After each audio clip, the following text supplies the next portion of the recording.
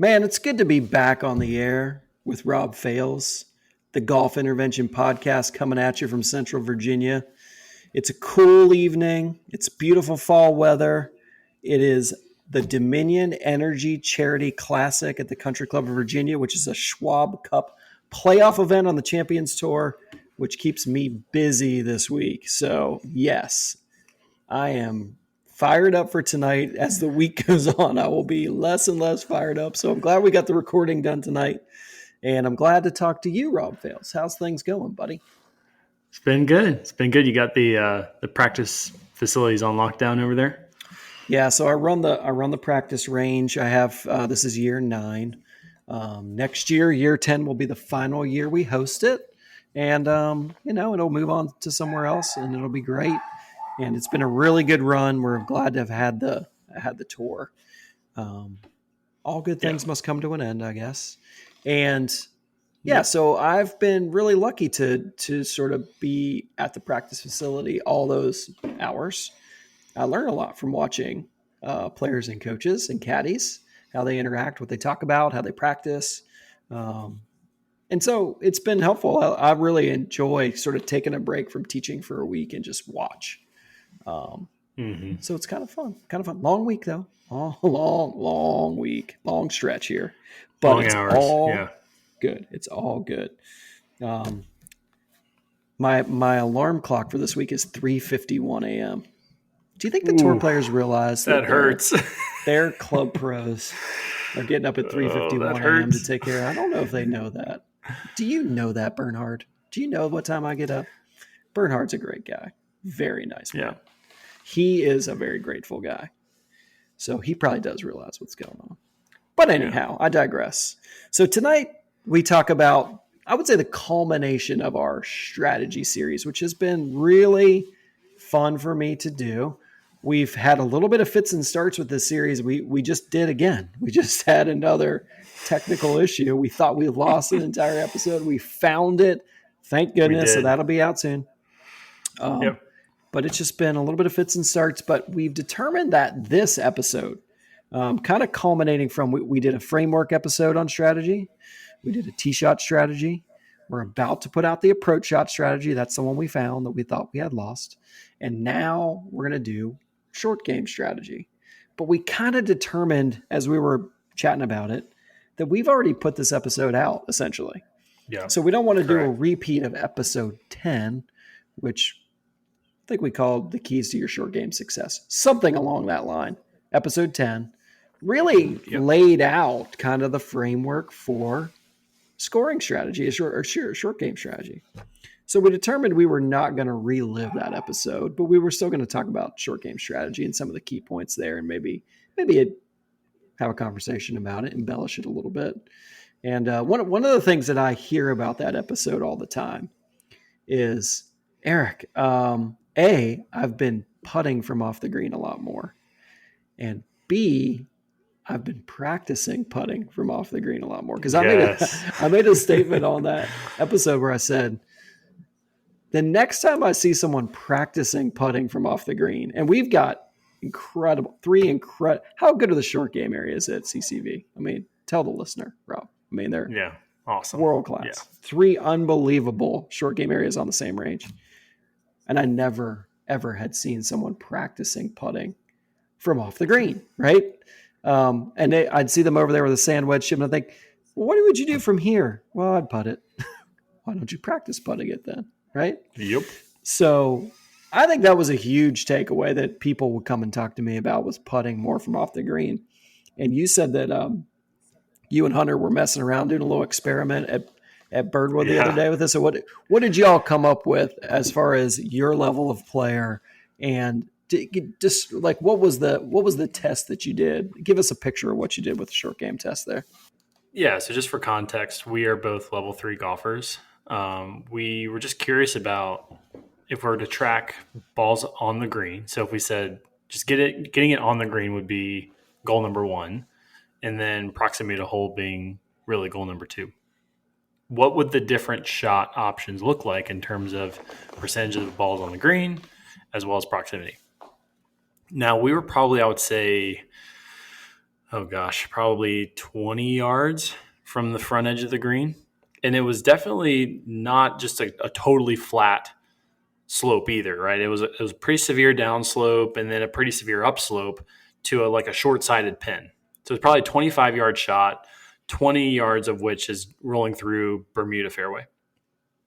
And so this would be a shot that if you pulled most, I'm guessing, touring professionals as well as all amateurs, they would say, oh no, you pretty much you'd have to pitch this, or you'd have to hit like a little low, like driving chip that kind of hits into the slope and bounces up and has a chance to kind of tumble on. But we said, okay, we're going to hit the pitch shot. So you got to land the pitch shot on the green. We're going to hit a chip where it kind of drives in there lower, maybe with 8-iron or 7-iron or something. And then we're going to putt. And we're going to hit 10 shots with each strategy. Now, the one caveat to this is that obviously after the first shot, because you're hitting 10, it's also kind of testing your ability to adapt as well, right? Because once you see the first ball, right, you're going to be able to make some adjustments to that. So the proximity numbers probably, I shouldn't say probably, definitely skewed, but it still tells you something. It still tells you what is your ability to adapt with this given strategy. And what we found is, again, both of us, level 3 golfer, and Hunter's a plus handicap, I'm probably somewhere around scratch, is the putter got not only more golf balls on the green, but it also was the closest in proximity. And it, for both of us, wasn't even that close. Like, putter was far and away better strategy. Again, in that context of the test of, again, you're hitting 10 of the same, right, over and over and over again to this one hole, the putter performed best.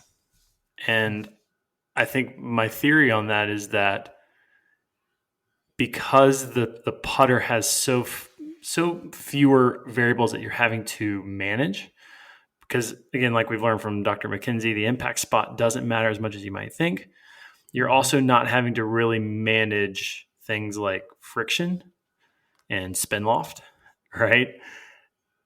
Because the only variable you're really having to adapt to is speed, right? You get to watch that first ball through the fairway, maybe the second ball roll through the fairway, and then after that, you're able to make that adjustment and have that be much, much more predictable. Whereas with the wedge, right, you might watch the first one, but then maybe the friction is a little different on the second one. Maybe the contact's more not necessarily more variable, but the output given different impact locations is going to be probably a little more different with the wedge as well. So it makes it probably a little bit harder to adapt. Yeah. Right. So, I've got a couple different theories or a couple different, hypotheses around why that might be, but I believe the pitch and the chip are pretty close. I think that the chip may be slightly outperforming the pitch, but it wasn't. They were both pretty close. Yeah. But since I've been pretty obsessed about practicing putting from off the green, and when we went out to our golf trip out in California, I use it all the time, and it almost became a little bit of a joke. But I love it. I mean, it's been really, really helpful. I use aim point even off the green. I'm learning how to make arm bend adjustments based off of different speeds. Reading grain, I think, is a big one, right? So like if you're into the grain on especially Zoysia, which is what we have at Birdwood, you have to really take a ton of arm bend away, right? It turns it into like what would normally be a 10 stemp into like probably like a 4. Whereas if it's down grain, right, it might only change it 2, right? Interesting. It takes a 10 to an 8 or a 7, right? So it's a much, much different speed profile if you're putting into the grain versus down grain. It's huge. It's been really interesting, and I'm definitely seeing some benefits for myself as well as the players that I'm coaching, is to really embrace the idea of putting from off the green. It's interesting. You described it as not managing the spin loft. So let me describe that a little differently. I think when you are putting, you're essentially, your attack angle, the movement of the club up or down is likely somewhere between just a little down and just a little up. It's not a huge thing. You're not trying to hit 10 degrees down on a putter, You're not trying to have, Right. and then the loft is negligible, right? So Yep. you can hit the ball, and this is why impact location that you're describing, this is the key to it all, in my opinion, is when you're hitting a wedge all over the face. Well, think about the difference in the launch angle and the speed of a ball hit off the bottom groove of a wedge versus hitting it high on the Yes. face on a wedge. It could make the ball literally go with the same swing intention 40 Yeah. yards differently. Okay. Yeah. So I could blade it and send it way over the green, or I could literally kind of fluff it and hit it, nowhere. And so I Totally. used the same intention. My ability to control impact location wasn't great for whatever reason. And the technical aspects of this, yes, we should all get better at. That's not what we're talking about. I'm talking about like what's the easiest thing for me to do. And I think what's interesting, and I think that it's fair to say this, and I think you would say you'd probably agree with this. When players are beginning the game of golf, like new golfers, a lot of times they're very willing to putt. Hey, Eric, I'm just going to putt. Like they see the value in, Yes. just Yeah. let me take one less shot with another club. Let me get the putter out as soon as I can. Right. And then as you get into like a level 2 golfer, I think they're trying to develop all these skills, right? And so all of a sudden, then I'm a 15 handicap that plays once every 2 weeks, and I've got 60-degree wedge from 10 yards off the green. Again, I'm not saying in the long term it's not good to try to develop that skill, because I use that all the time. Like it's fine. But the point is, it's going to be way harder to predict that for you than if you putt. And it's not punting to putt. It's not. It's a percentage play, No, right? it's So not. yeah, and so I can swing a putter at, I can hit it way differently on the face, is kind of what I'm saying, and still hit it relatively similar outcome, even with less predictable bouncing and rolling onto the green. Because I think that's what people get a little tricked out about, like, oh, I'm not sure about the grass. But if you know what, if I'm trying to play a proximity game, I'm accepting of that a little bit, right? I'm accepting that it'll take some weird bounces. So then as you get into level 3, I think you start seeing people putt again because they know they can't give shots away, right? So you're starting to see like, hey, if I struggle with this shot a little bit and I'm a 1 handicap, I'm putting from 10 yards off because I can't make double bogey here. I know that. I can't. I'm very aware of like where I can give strokes away. And I'm making generalizations, but that's what you kind of see. Like, and so I think that every level of golfer should walk up to the putt and think, or to a shot from off the green and be like, is putting reasonable from here? Is it reasonable? Yes. It's the And first question I think you should ask. Yeah. is it reasonable? And if I can go with yes, I should strongly consider it. Now, everybody that plays golf with me will say, Eric, you don't do that. I do it to a point. And it depends on the situation too. Sometimes you just get overshot and you see the lie and you're like, like this ball's sitting a little funny and I'm gonna putt it. It's okay to do that too. So I think that takeaway can be really helpful for people, like really helpful. And then you mentioned using aim point to sort of back your way into that. I mean, we have junior golfers using aim point on their chip shots. Now, people are going to lose their mind. Jim Nance is like rolling around right now going, aim point on chips. We should outlaw it. It's the worst thing for golf history. I like Jim Nance too. I'm sorry he thinks this way. But point being, if you're going to get better at golf, you need to understand slope. There's no question about that as you get into the short game. So when we're talking about short game strategy, understanding slopes where your ball is rolling across, landing on and rolling across is huge. It's huge, right? Yeah. And so if you can walk up and get a sense that that's a 2 or a 3 or a 0, right to left, left to right, it can. How many times are you pitching from 20 yards away, you just aim at the hole, and then it rolls 6 feet left, and you think, man, if I'd have aimed that 2 feet to the right, it would have been 1 foot from the hole right now, right? Once Mark Sweeney described to me the slope and where the ball starts and where it rolls to, which we mentioned on that episode we put out about what we've learned, and I talked a lot about that. I can't stop thinking about it in the short game altogether because I'm like, okay, if it even with a low spinny checker, which I play a lot, it still rolls across slope. And if I aim it at the hole and it's a whatever, and it could roll 5 feet past it. If I just landed it 2 feet more to the right, I might be right there by the hole because it's like a 30%, like three times, Correct. we were saying 3 times greater roll when you're under the slope, 3 to right? 5 times. Yeah. And so I'm just sitting there thinking, man, this is way more important than I ever really thought about, right?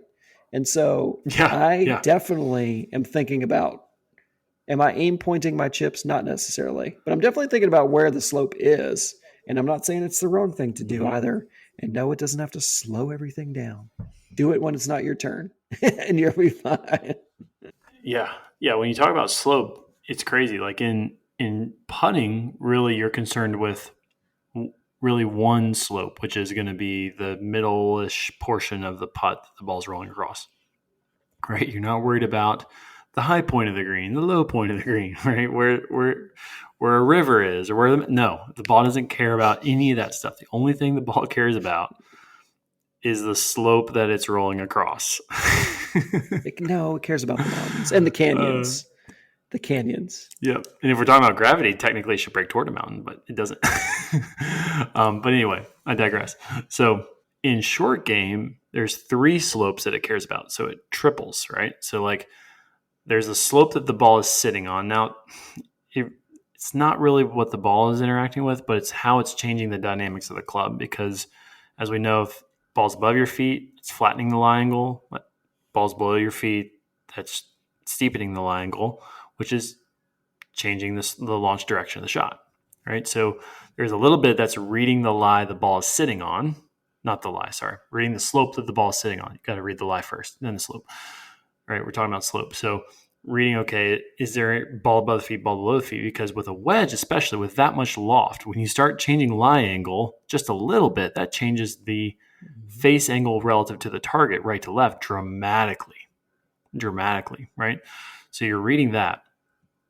Then you're also predicting the slope that the ball is landing on, because when the ball pitches onto the slope, it will deflect in a certain direction depending on the slope, right? So people make the assumption that when it, like, let's say it's we've got a chip, right? We're not reading anything, we're just aiming it right at the flag. What they think is when the ball lands, let's say it lands on a side slope, they think the ball bounces straight and then curves down the side slope. It doesn't. As soon as the ball lands, it deflects down the slope, right? So you have to predict that deflection off of that slope. And then, right, once it's rolling like a putt, then you're predicting the middle third of that slope the ball's rolling across. So you have where the ball's sitting, the area the ball is landing, and the area that the ball's rolling that you're constantly predicting. And, I just think in terms of even a level 1 or level 2 player starting to understand this can make a dramatic impact on your short game just by being aware of, oh, this stuff kind of matters, right? I can't just ignore, right, and just hit it to the flag, right? It's interesting because you just made another case for putting from off the green without saying you should putt from off the green, because now the ball's rolling. It doesn't have a place where it's bouncing off of. The slope that it sits on is going to orient the face way less because it only has 4 degrees of loft to start with. And then when it lands, it's not bouncing one way or another off the slope. It's just rolling across. So it's like reading a putt, essentially. It's on the ground the whole time. So when you just said 3 levels of how it interacts, and then the putt, guess what? We're back to 1. We're back to 1 with the putt. And it's like mostly 1. So it's like, man, why don't we putt more from off the green? It's a convention, right? We've talked about this a lot. And totally. I remember as a kid. It's a convention for sure. And I just had this belief system because Nick Faldo said it on TV. And I was like, yes, every ball has to land 1 step on the green and roll to the hole. It has to. Because that's what Nick Faldo said. He's a great player. It's just interesting to me what the theory is. If the ball lands on the green with its first bounce, then the shot is more predictable. That's the theory. Land it on the green if you can. It's more predictable. I think you just made a huge case for it being way less predictable to fly it in the air, except we have control. Like, we can develop skill. I'm not saying you can't. And sometimes you have to fly it in the air. So that's where it gets confusing. Yep. Sometimes you have to, and sometimes it does make it easier to fly it in the air. But if you can putt it, and we're talking about only certain situations because you're putting from fairway cut. You're not putting from the rough. Although you could, in some situations, putt from the rough. Correct. But that's a pretty rare moment, I would say. So we're essentially putting from the fairway, chipping from the rough, pitching from the rough, bunker play. So it's pretty clear to me that if you just decided you were going to putt from the fairway cut inside of probably at least 10 yards from the green all the time and played for 6 months, you'd shoot lower scores. That's all I'm saying. You're not going to hear an argument from me. I'm saying the general listener. And some people go, oh no, I'm really great. And I think that's true. But it doesn't take much. That one shot around that you blade into the back bunker or just missed the green. All of a sudden your quote unquote strokes gained has gone. It's exploded because you're going to get the putts on the green. You're going to get them all on the green for the most part. It's hard to miss the green with putting. So anyway, something to think on there, listener. Yeah. And it's just totally. And like the stigma, like you said earlier, you're not punting by putting. Right? Everyone's thinking, oh, well, okay, if I just want to get on the green, I'm going to hit the putter. But if I really want to get it close, I'm going to hit the pitch shot. Texas wedge. And that's convention, right? It's not necessarily the case. Yeah. So we don't see, I think on the Champions Tour, to be fair, and I'll try to see, I don't watch them. What's interesting to me, this will be the 9th year that I've been at the practice facility with the Champions Tour players. And it's a playoff event, so pretty much all the top players come. I don't watch them practice putting because the practice putting green's on the other side. We have 2 courses. We use one course's practice facility, and then they putt at the other course where they play. So I don't watch them putt. I have not watched any putting practice, so I don't have a good context on that. But I watch them practice their full swing and their short game a lot. I'm out there observing that a lot.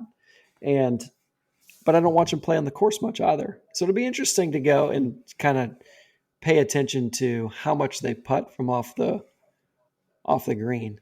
I will tell you that as they get into that age, there's a lot of claw grips. There's a lot of arm locks. There's a lot of, modified long putters. Yeah, it's interesting. Like Bernhard, non-anchored, anchored putters.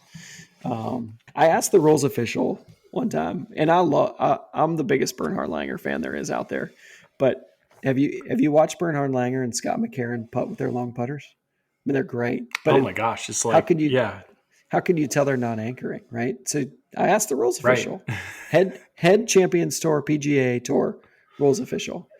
I said, how do you know that they're not anchoring? Like, it looks like they're anchoring, but and you know what he said? He said they say they're not, and that's all we know, right? Because there's no way to enforce it. Now, I'm not thinking that Bernhard is anchoring on purpose. He's beyond reproach with his character. Same with Scott McCarron.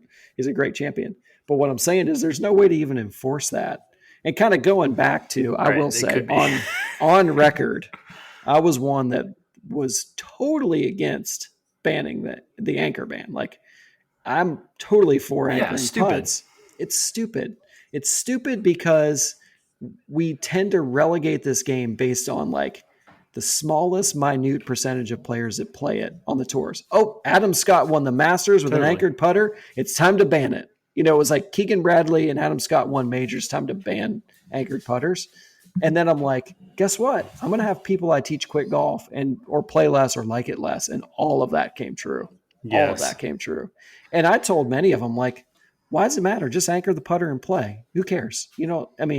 Yes, your handicap won't count. Who cares? But you'll enjoy the game of golf. So that's what we're here for, to enjoy golf. So enjoy it, Yeah, exactly. Not to mention, it's kind of impossible to anchor a putter anyway. It's like this is moving. Like you could quote unquote anchor it to your sternum, but hey, guess what? Like as soon as you start to move, right, that's moving too.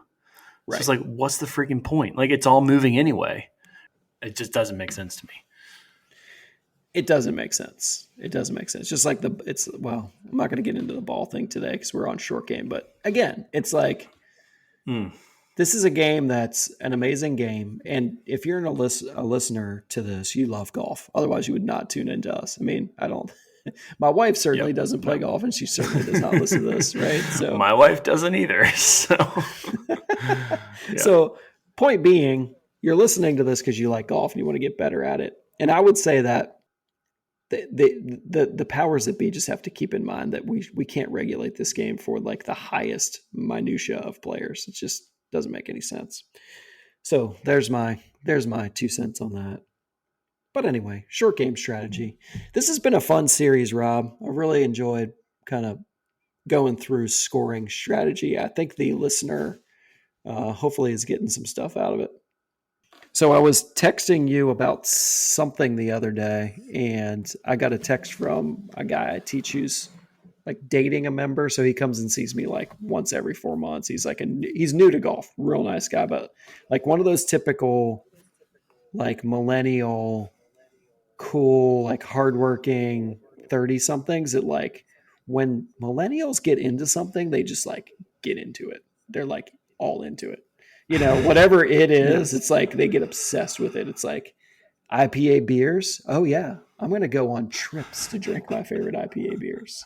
Like I'm not just going to have one. I'm going to have a blog. I'm going to have a blog about one.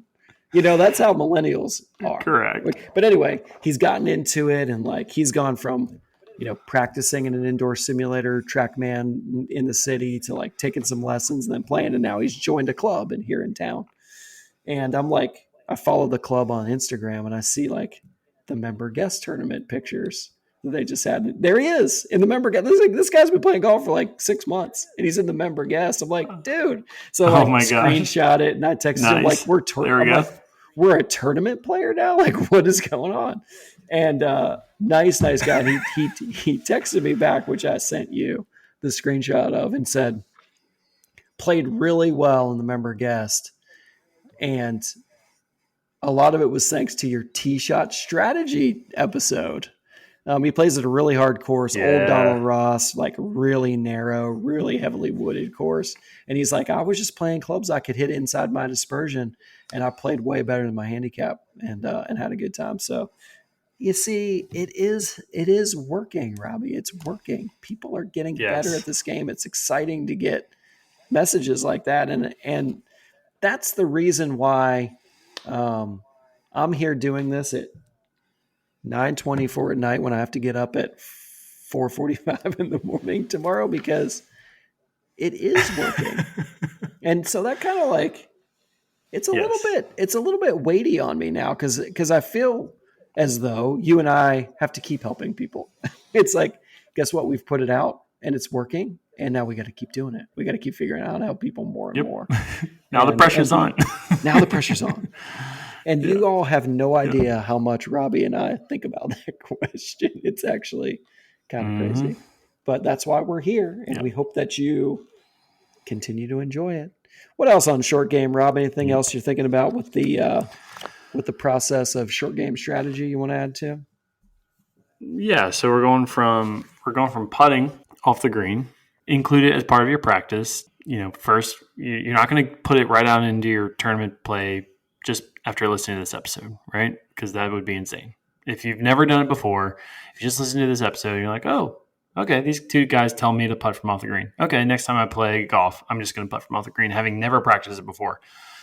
That would be insane. Don't do that. Please don't do that, right? It'd still be easier than start with. It would still be easier. But start by including it in your practice a little bit. Start to learn, okay, you know, maybe you play in really grainy stuff to where you need to start to learn, okay, into the green versus down green. Maybe not. Maybe you play on bent grass, right? Bent grass is awesome, right? Because it kind of just does what it does, right?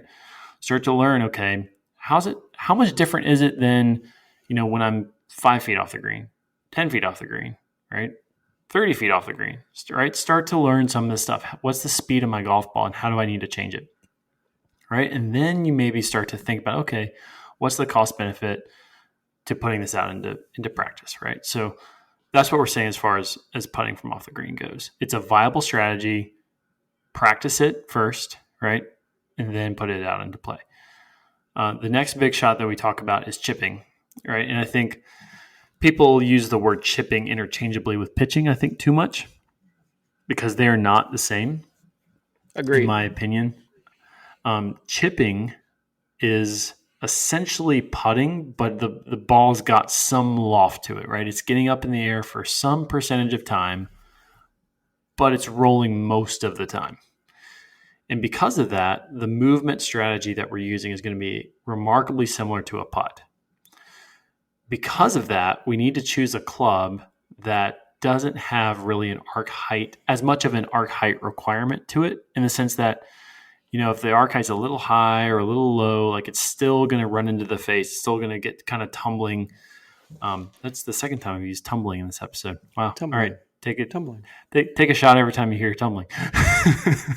But because of that, what we recommend is, typically when you look at your wedges, you're going to have some amount of bounce, such that if the shaft is vertical, the front edge of the club is going to be up off the ground some amount, right? Well, that distance from the front edge to the ground means that, okay, you either have to lean the shaft forward some or have the arc height slightly lower than where it was when it started. Now, as you go lower in loft, typically that front edge is going to get lower and lower and lower and lower to the ground.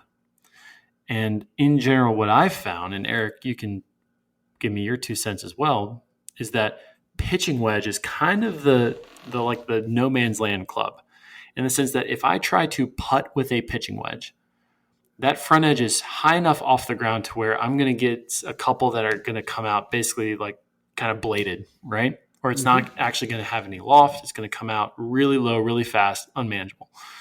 When I go to 9-iron, that's a little bit more manageable in the sense that there's that sweet spot's close enough to the golf ball. There's enough of that surface area there to where I can be a little bit high on my arc height and still be okay.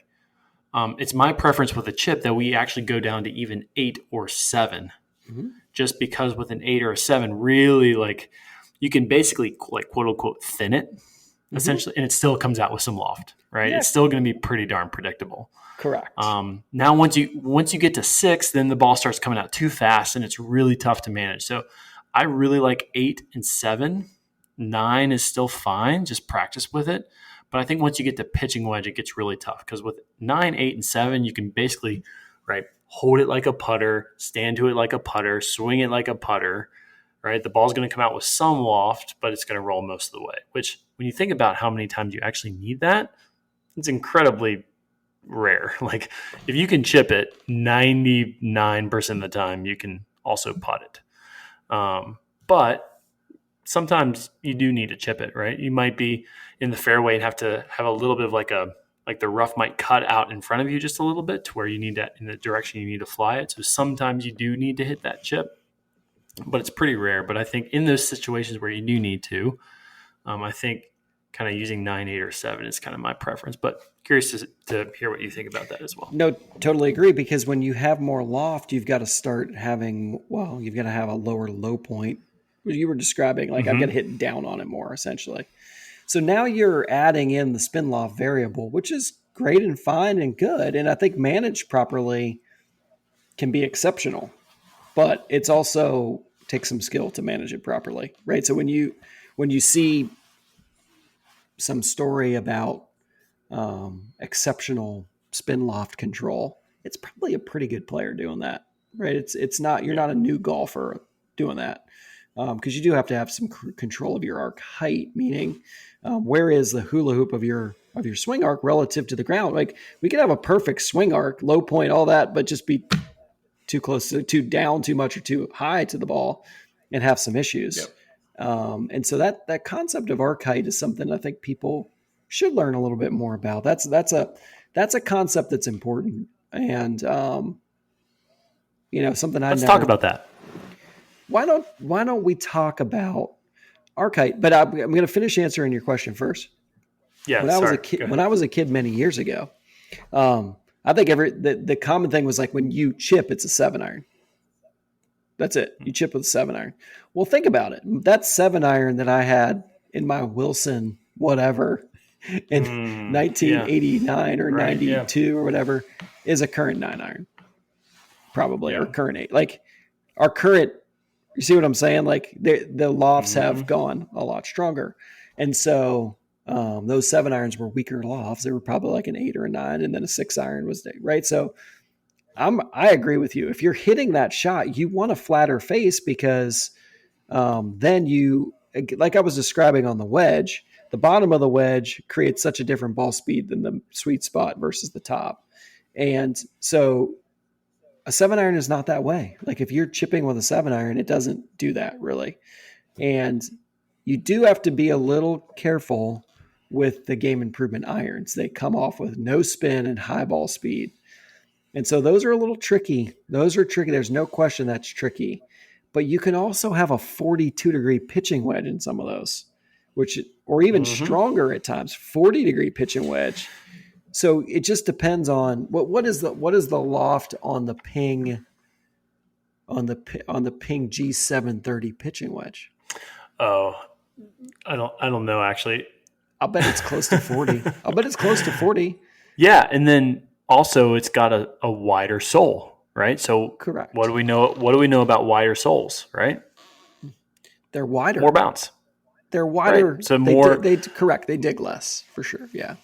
right? So that front edge, if you take a look, if you're measuring from the very back edge of the sole to the front, right, and you're getting the height differential on that, the narrower the sole, right, you might have a really steep angle, but not that much distance in between the back edge and the front edge, right? So the actual height of that front edge off the ground isn't really that much. Whereas you might have like a shallower angle to the sole, but if you got a ton of distance from the back edge to the front edge, now that front edge is then sitting way up off the ground, so effectively it's more bounce.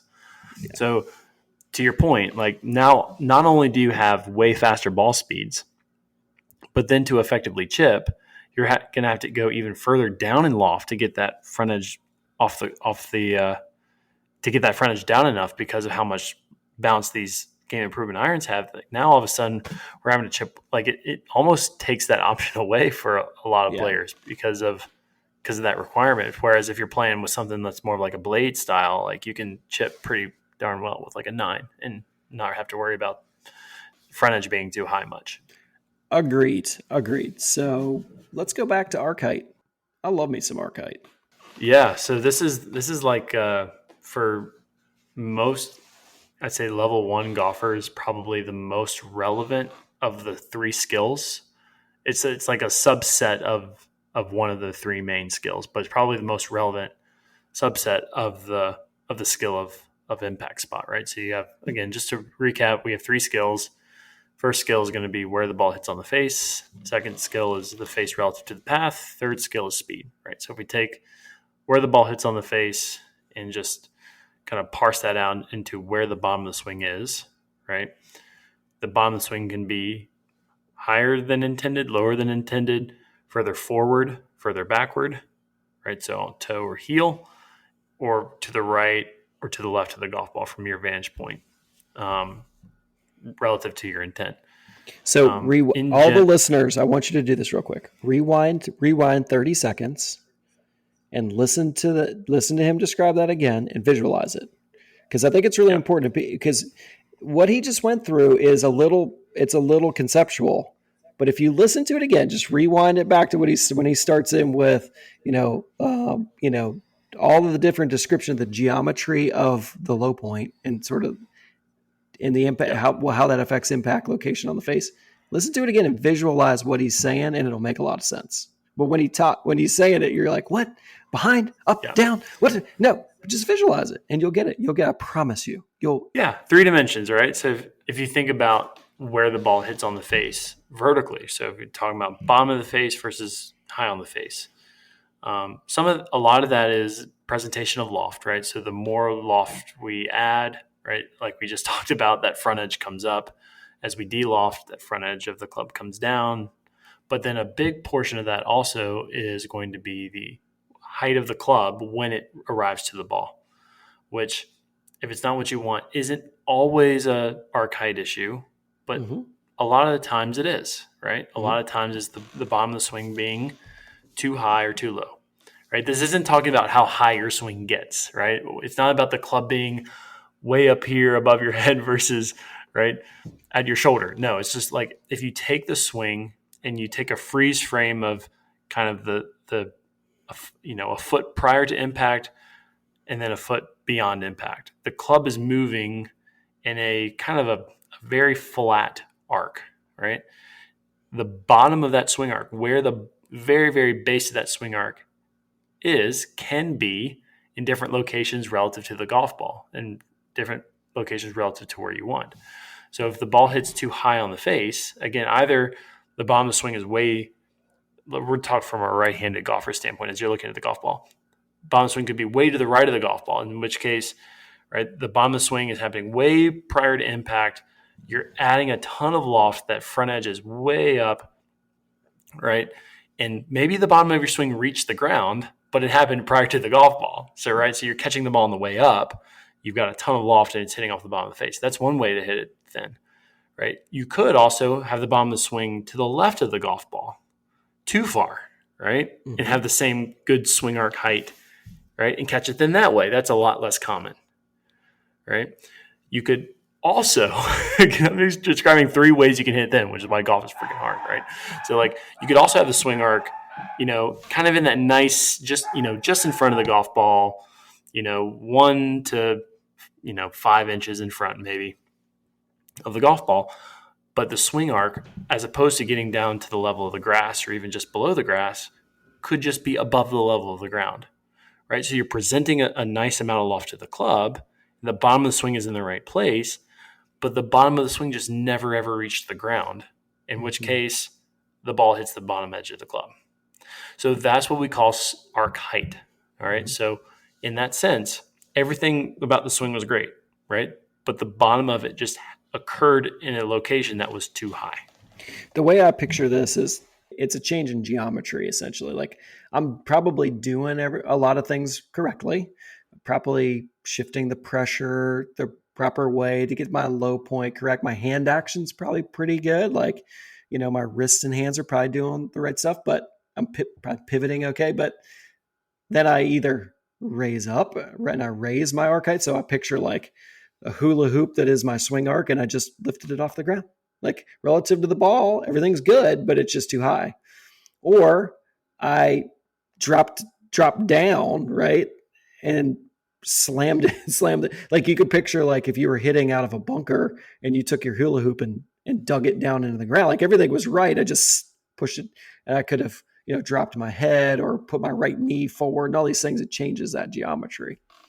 Maybe, yeah. And what I would also say is like the differences in the arc height from being functional to being completely dysfunctional are incredibly, incredibly small. So we're talking like an inch. Right? Yeah. So if we talk about an inch difference in the height of your swing, right? That's the difference between hitting it maybe second or third groove up versus sculling it or maybe topping it, right? So to say that, okay, and this is where we talk about these are skills, because again, like what you're talking about there, Eric, in my opinion, would be, all right, well, maybe there's a technique that is biasing you towards a higher or lower swing arc. Okay, cool. So we can go explore that. But when we talk about skills, there is these differences are so small that there's nothing that we can possibly say from a technique standpoint that says, okay, if you just do this, it's going to guarantee then that your club is going to arrive 1 inch higher or lower. Like no. That is bullcrap. Like if you have a coach tell you that something that do this different and your club is never going to arrive 1 inch too high or a half inch too high, then that is malpractice. All right. Every coach, in my opinion, has to hammer home the fact that there is inherent variability in what we are doing. And we have to have a way to train in a way that takes into account that variability. And so it's not a matter of taking the variability away, but what it is it's about being more aware of where are you in that spectrum. And then it's probably, I won't say shrinking, but it's shrinking the variability. It's like, okay, like you have a swing that's just beginning, right? They could have a swing arc that is 4 inches too high or 4 inches too low. Okay, so then as you learn and improve, maybe that variability, like the range, maybe would be a better way to say it. Like the range of those skill outcomes are going to be maybe go from 4 inches to then 2 inches too high and too low. But you're never going to take that variability away. Like even when you go down to the tour level, like those small differences, there's still that same variability within those smaller differences. But the thing that the tour pros do so well is that they are aware of where they are in that spectrum. So like if they hit it slightly low on the face, they can tell you immediately that they were slightly low on the face. And it doesn't mean they're going to change what they're doing intentionally to solve it.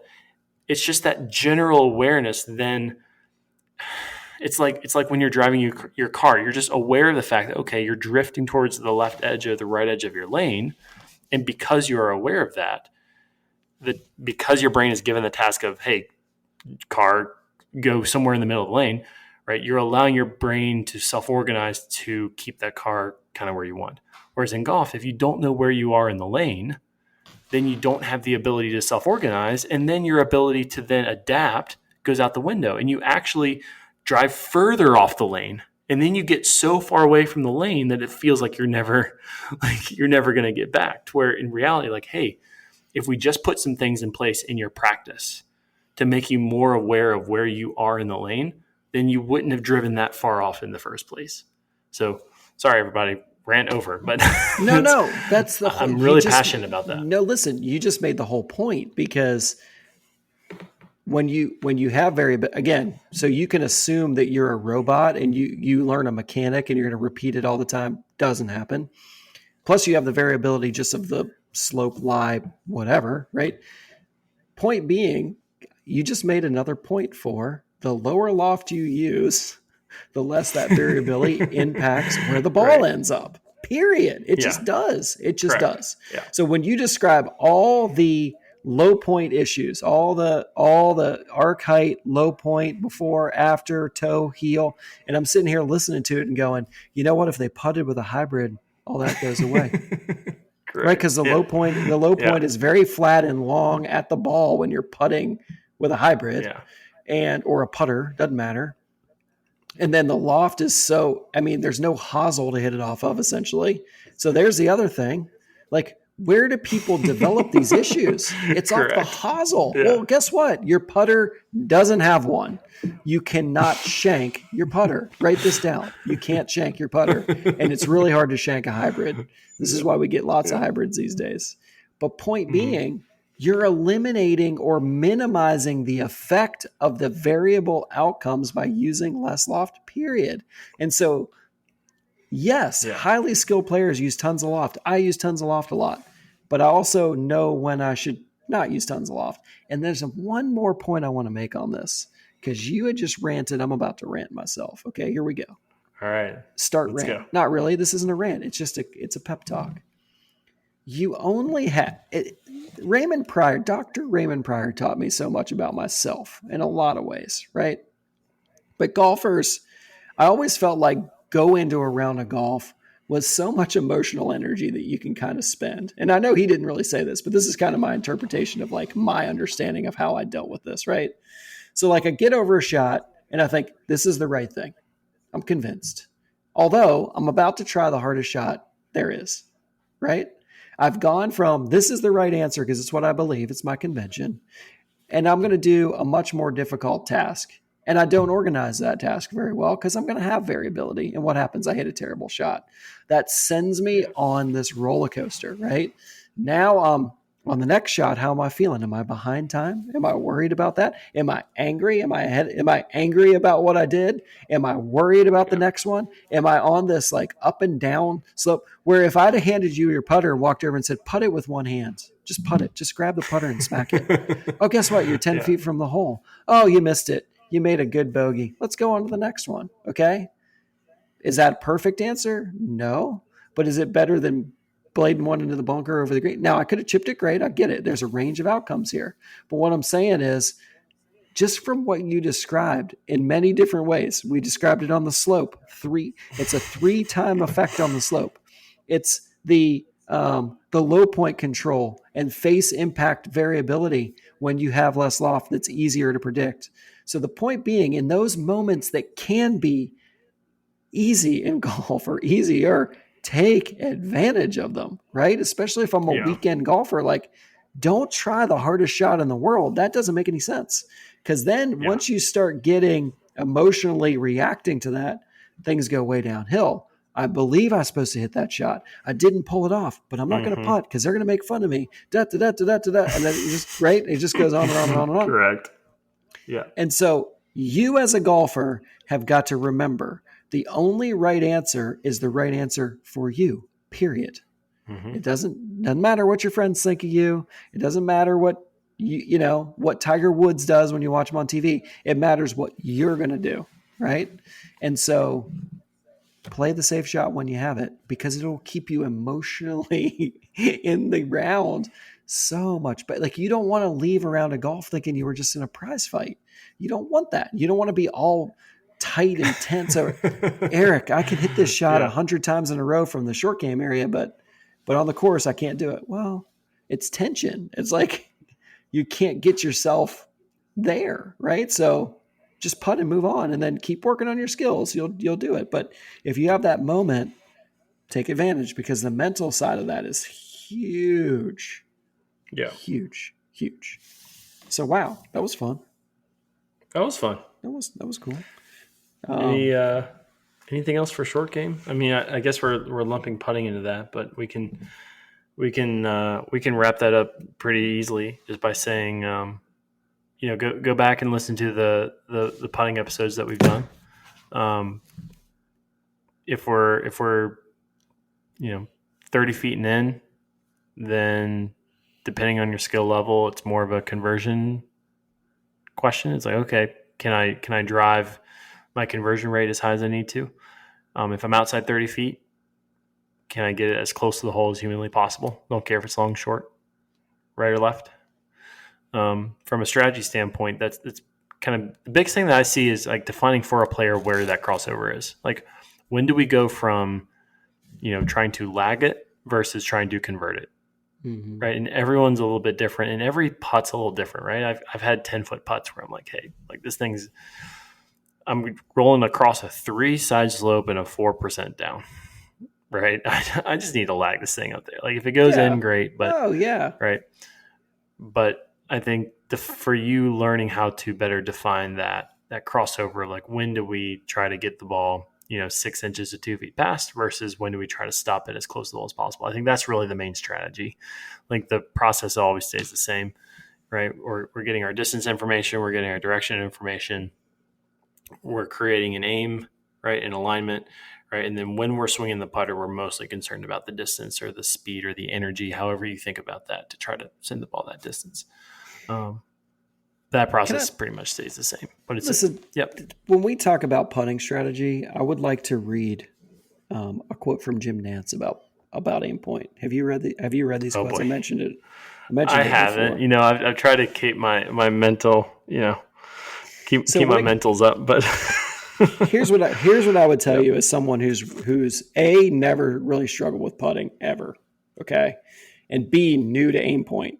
Aim point is a cheat code. It is. It's a cheat code. It is. It opens up possibility in putting and potentially in short game in ways that you could have never imagined if you've only read putts with your eyes, right? So I guess on a recent podcast, Jim Nance, who I love, by the way, big Jim Nance fan, says, it drives me crazy when you see Here's the quote. It really drives me crazy when you see their backs to the hole and they're trying to feel the break and they walk another 5 feet and they do it again. They go through this process, but where's the feel in it?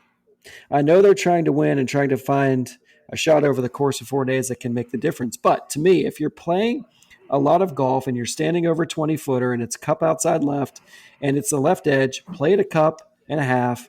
I mean, all this, it's really making a difference. Maybe it is, but I can't stand looking at it. So it was also at the Solheim Cup, a big kerfuffle. I think Dottie Pepper might have started it on Twitter about how slow aim point is. And the truth is, when it comes to short game, when it comes to putting strategy, here's the strategy that I'm going to suggest. Learn aim point, okay? If you don't understand it, take a lesson in it and then prove it wrong, okay? You can't look at a putt and say that's a cup outside left. It's impossible to do so, okay? From me learning aim point, I've learned how, and again, someone who rarely ever 3-putts, I feel like I don't miss short putts rarely, and I rarely ever 3-putt. Don't make a ton in the middle. Why? Because I don't read them very well. That's what I'm learning, right? And all of a sudden doing aim point just for a few months, and I'd practice it almost every day. Okay, so I was telling Robbie, I eat lunch, I take an hour for lunch, I eat, I check my emails while I'm eating, and then I walk across the street to the putting green and I putt for about 10 minutes, and then I go back and teach the rest of my lessons if I don't have phone calls or anything. So I putt about 10 minutes a day, one ball, read the putt, try it, just got to go through it. And be open-minded about it. It is not slower. It's slower if you read it with your eyes and do aim point, which people do, and that kind of drives me crazy. Okay. There are tour players that do that too. It is slow when you do that. Makes no sense. And it makes absolutely no sense. When you do it right, you're not walking to the other side of the hole. You're literally walking up, taking 2 snapshots, reading them. And if it's a short one, you're taking one. Boom, off you go, right? It's a bad look to straddle the line on a 5-foot putt. You're stepping in people's through lines. You're rude to your other players. None of this is true. And if you open your minds up and try it, I guarantee you it will change. I mean, I've never seen a person do it, learn it, and go, Eric, it's just not for me. I've never seen it happen. There's people that won't try it because they assume it's not for them. And I'm okay with that. I'm totally fine with that. I don't like the way it looks. I don't think my brain works like, okay, fine. Try it one day and see. All I'm saying is don't be closed-minded to anything. I guess that's all I'm trying to say, right? If you feel like you might putt better by looking at the hole, like Dr. Sasha McKenzie says, then do it. Robbie Fales does it. Okay. I tried it. I didn't find any success with it, but at least I tested it out. Right. So that was why, because I was open-minded to test it out. I didn't give it enough time, but again, I'm not looking for answers necessarily there. So I think that the best putting strategy is to try to get better at it. Okay. And if you can't ever close boom. Mic drop.